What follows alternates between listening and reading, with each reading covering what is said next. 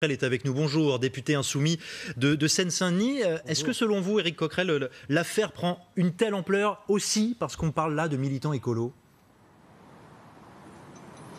En tout cas de militants pacifiques, ça se voyait. Ils étaient là de manière absolument pacifique. Alors c'est vrai qu'il y a la cause en plus, c'est-à-dire que vous manifestez sur la question du climat, contre la pollution, etc. Et vous recevez des gaz à bout portant. Bon, l'image est encore plus choquante.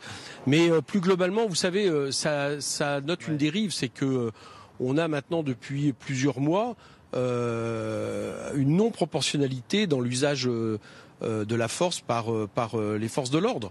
Et c'est moins eux, en l'occurrence, enfin, même si les images sont choquantes, on voit un policier en train de jouer quasiment comme un cow-boy avec son gaz lacrymogène après l'avoir utilisé. C'est moins eux sur lequel que je réprouve plutôt que les consignes qui ont été données. C'est-à-dire que il y a plein de pays en Europe où on considère, et à juste titre, que les gaz lacrymogènes c'est une arme. J'ai entendu quelqu'un qui disait ça pique juste les yeux. Bah non, elle a pas dû recevoir beaucoup de gaz lacrymogène à bout portant. En France, c'est pratiquement aujourd'hui le minimum qui est utilisé dans les manifestations, quelle que soit l'attitude des manifestants. Bah non, on a vraiment un problème de doctrine aujourd'hui dans le maintien de l'ordre dans ce pays, qui s'illustre par ça, qui s'illustre par l'utilisation du LBD, qui a fait des personnes mutilées à vie lors des manifestations de Gilets jaunes.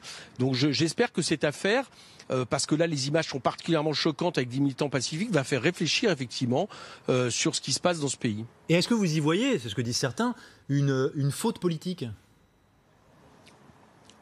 Incontestablement. En tout cas, tout ça est un processus. Le nombre de fois où nous avons interpellé Monsieur Castaner sur des personnes mutilées à vie, le nombre d'arrestations, des gardes à vue impossibles, et qu'il a toujours justifié en réalité la manière dont était utilisée la force par les policiers, me laisse penser qu'à partir du moment où vous le faites, ça veut dire que vous cautionnez toujours. Donc ça m'étonne pas que des policiers dont le métier c'est de maintenir l'ordre et qui ont pour cela, je vous rappelle que c'est quand même les seuls dans ce pays, ont pour cela jusqu'à la possibilité d'utiliser des armes, parfois létales comme le LBD.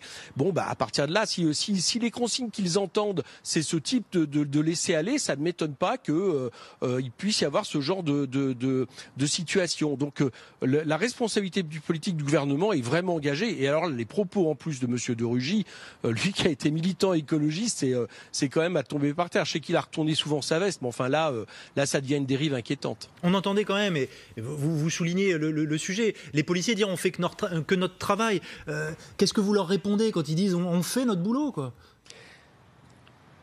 Mais c'est là où je suis pas d'accord, c'est-à-dire que on fait pas son travail. Il y a une question de proportionnalité. Vous avez des gens qui occupent une chaussée de manière pacifique, donc qui ne gênent en réalité que la circulation. Il y a pas de risque pour les biens matériels. Il n'y a pas de risque pour encore moins pour des personnes.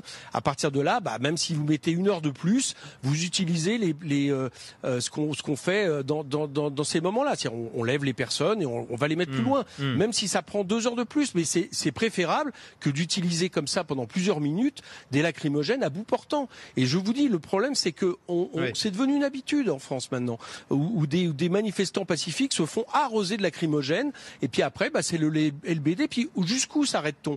Donc j'espère vraiment qu'à un moment donné il va y avoir une vraie réflexion sur que ces images vont inciter une vraie réflexion sur la doctrine de maintien de l'ordre, avec un État dont je n'hésite pas à le dire qu'il est de plus en plus autoritaire dans sa façon de gérer justement les manifestations, les rassemblements. Là, j'espère que c'est la goutte de trop. Merci beaucoup, Éric Coquerel. Merci d'avoir répondu à nos questions. Merci également à Soisy Goulier qui a permis la réalisation de ce duplex. Je parlais du contexte tout à l'heure. Il y a